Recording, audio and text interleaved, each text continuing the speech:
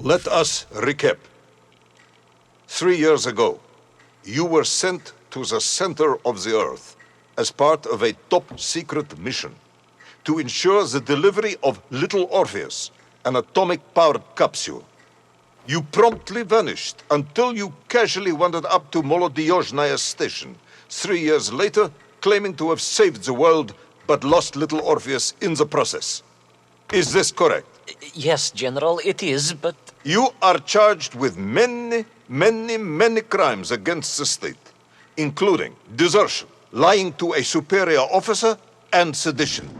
Any one of these charges bears the punishment of execution by firing squad.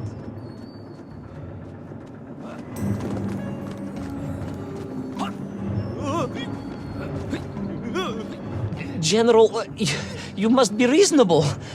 I did my best. It's all true, I swear. I swear upon the lives of my family. Oh, do you? Auntie Marcia and Uncle Vanya, the traveling tinker and the pig dentist, or perhaps Cousin Pavel, the criminal mastermind with the unhealthy taste for eggs. How stupid do you think I am, Comrade Pivalov?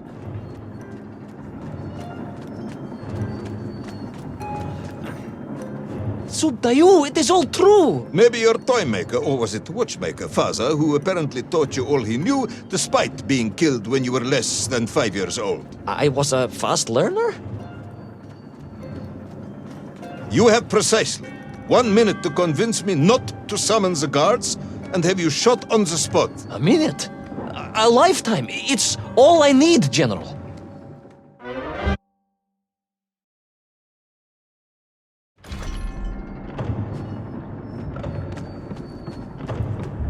I was astounded.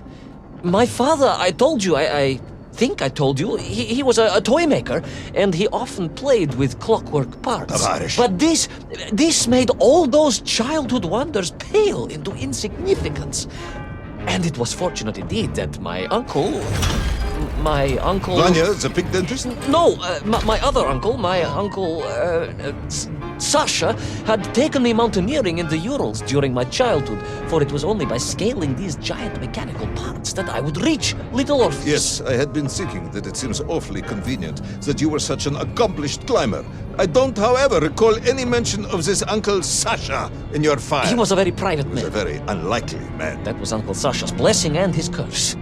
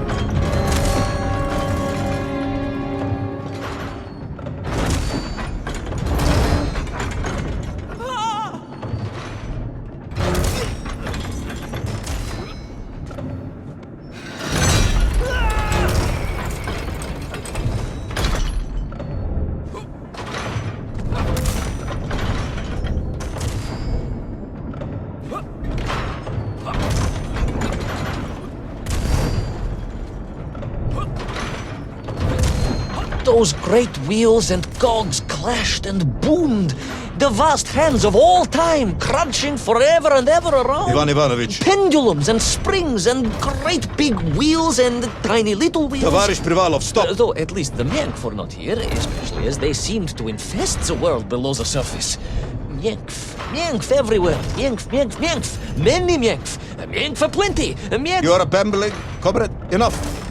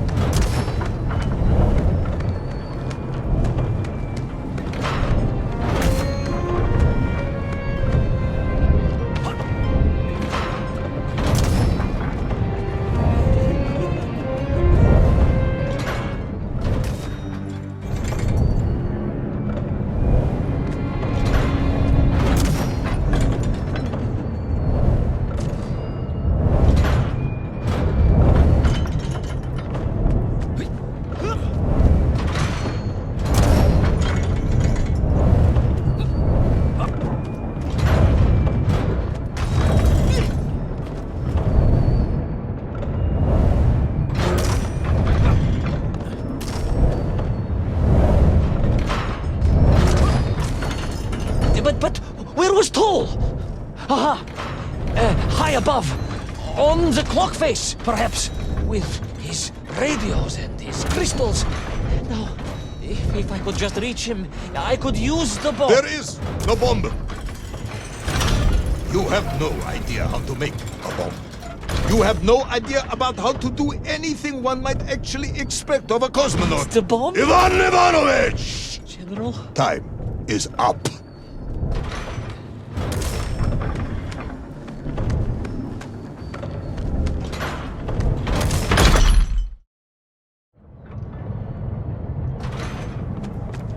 Stop talking, Tavarish. You don't know what happens next. It is obvious. You've done very well. I applaud you for your efforts and your story. It is a wonderful tale, Comrade Privalov. I have enjoyed it immensely.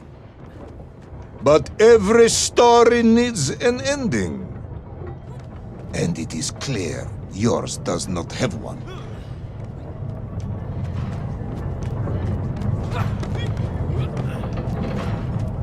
I just need more time. I think that even if I gave you all the time in the world, it would not be enough. No, General. I can do this. That is, I remember what happens next. I just need to catch my breath and compose myself. We both know how this story ends, comrade. But little Orpheus, you haven't heard what happened.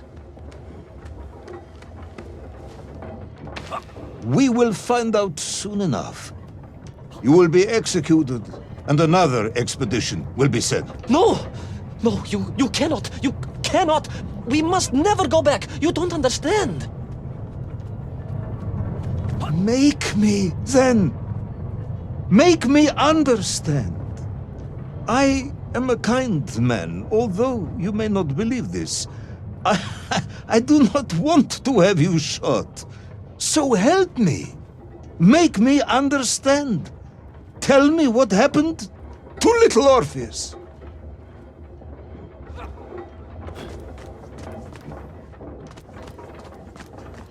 It was... Ivan Ivanovich? It was... It was... No. I'm sorry, General. I'm sorry, I have no idea. You are right. I simply cannot think what happened next. It's just... a blank, General. There's nothing there. I am very tired, you see. Comrade Privanov. Ivan. You're right. It's over, General.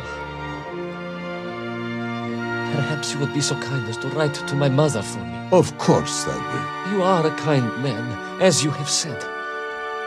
And, General... Yes, Ivan. Was it a good story? Oh, yes. It was an excellent story. Thank you, General. I am just sorry I couldn't give you an ending. Unless... General? Quiet, Tovarish. I am thinking. Unless...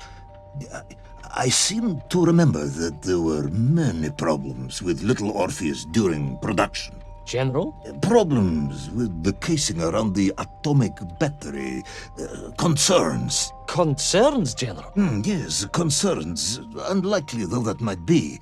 Yeah, it seems if I remember that it failed to secure properly.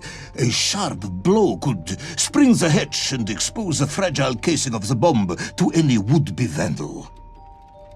I'm not sure I follow you. A resourceful yet forgetful hero might, one would think, take advantage of that fact. But how, General? Where would I find something to strike it with? The son of a watchmaker would easily find something within a giant clock mechanism that resembled a hammer, surely. A hammer? Why, yes, General. I do remember now. I grasped the hammer-shaped thingamabob. Let's just agree it was a hammer, Ivan. Yes, of course. Let's do that. I recovered my senses, shook my head, and looked about me. In my distracted stupor, I had climbed further up the tower than I ever thought possible. In front of me was the clock face, and I gazed out through it at the sheer expanse of history. And I knew whatever happened next... happened next? The hand of destiny had fallen upon your shoulder. Yes! It had. And what an extraordinary hand it was.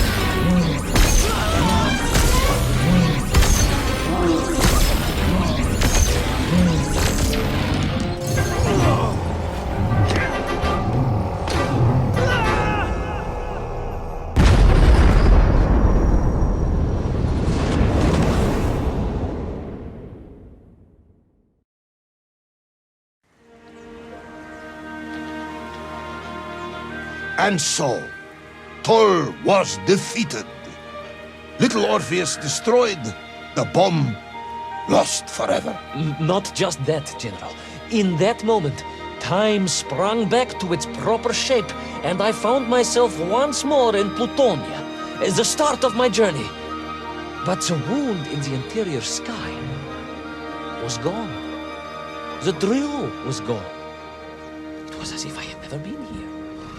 And they were nymph, free and happy, without the tyranny of toll, free to pursue their simple lives. But we can never go back? Never, General. One drill, one metal sphere, one lone cosmonaut was nearly enough to destroy time and unleash the tyrant Toll upon our world. Who would think an innocuous beeping radio housed in a ball of metal could change the world so dramatically? Who indeed? But tell me, what of you? And what of your return to the surface? I stayed amongst the Mienk for as long as I could. But I came to realize they had begun to worship me as a king. No, General. I am a good socialist and could not allow this workers' paradise to become corrupted. And so I left that wonderful land for the last time. And then? And then I walked. For 2 years I wandered, always looking for a way home, through lands and worlds almost beyond imagination. Until one day I emerged, blinking into sunlight, and realized I was home. Until one day I emerged, just like that? You just found your way back to the surface? Well, General, it was a little more complicated than that. There were great obstacles to overcome and terrible challenges to face and incredible lands to explore. Enough, Ivan. Little Orpheus is lost forever. The interior is sealed. You have returned with a story of socialism, triumphing over incredible odds. It is, as I said, enough for one night. Enough for my report, at least. General, if I may... Comrade Ivan Ivanovich Privalov, you are found guilty of all charges brought against you and sentenced to execution by firing squad. However, having listened to your story, I believe you are quite mad. In other words, I find your madness guilty, not you. And we cannot execute madness. And indeed, there are lessons to be learned, even in the depths of this madness. Perhaps the Americans were right to send a chimp after all. So, General? Get out of my sight, Ivan. Go home. Enjoy a state pension as a madman. Just make sure I never see you again. Yes, General. Of course, General. Anything you say. I shall be small and quiet and live a life without excitement and... Out! Until one day I just emerged. Oh, very good, Tavarish. Very good indeed.